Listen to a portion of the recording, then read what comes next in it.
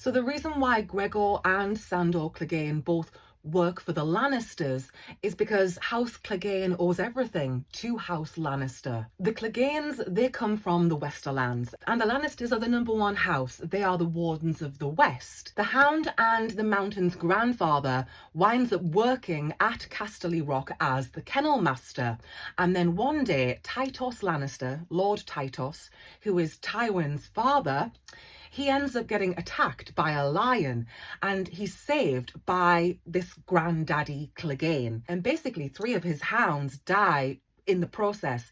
They save Tytos Lannister's life. He loses a leg, but he's alive. And as thanks for doing this, House Clegane becomes a thing. They are given a small keep. They are given land. They are a proper house now. And they owe everything to the Lannisters' patronage, which is reflected in the choice of the sigil for House Clegane.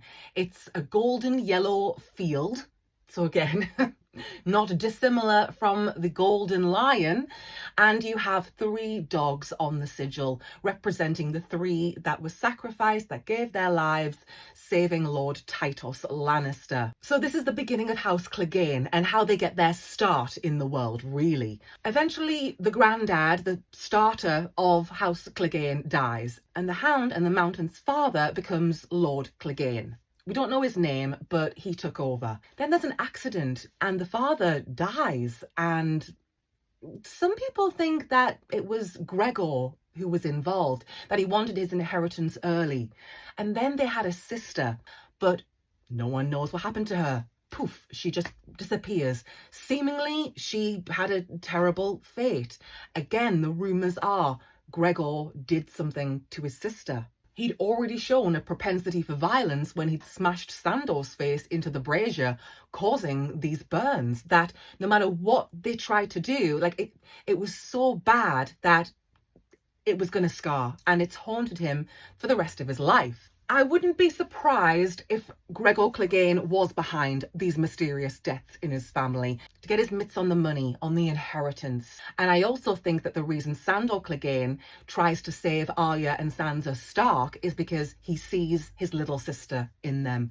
He couldn't save his little sister, but he can help these girls. Now, there's no proof that Gregor Clegane is kind of like the cat with 9 lives. Like, forget being a dog. He's the cat with 9 lives because nothing sticks to him. He's like Teflon. Like, he is the Teflon dog.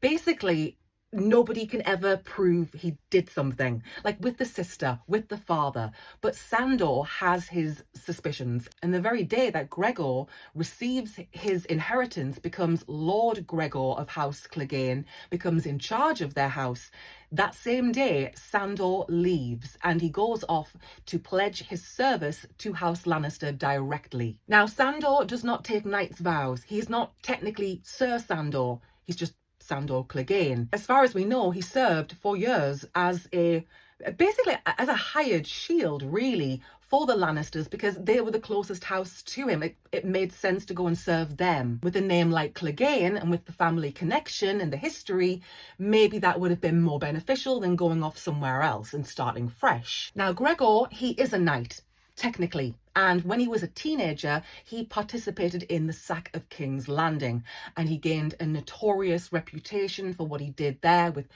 Elia Martell, the children. But again, nothing stuck to him. Nobody ever was prosecuted. Nobody ever was held to account for what was done.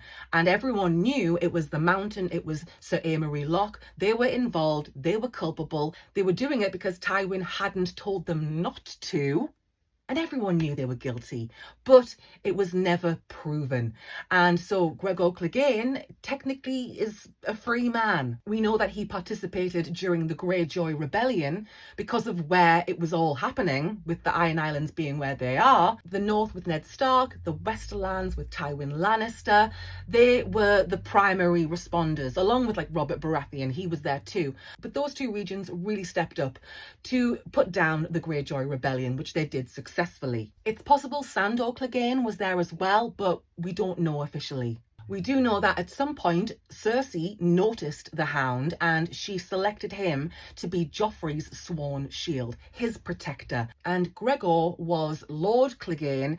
He would be going back and forth between King's Landing and his castle. He would be doing jobs for Tywin. Whenever Tywin needed something dirty doing, a nasty job, he would send Gregor Clegane to do it.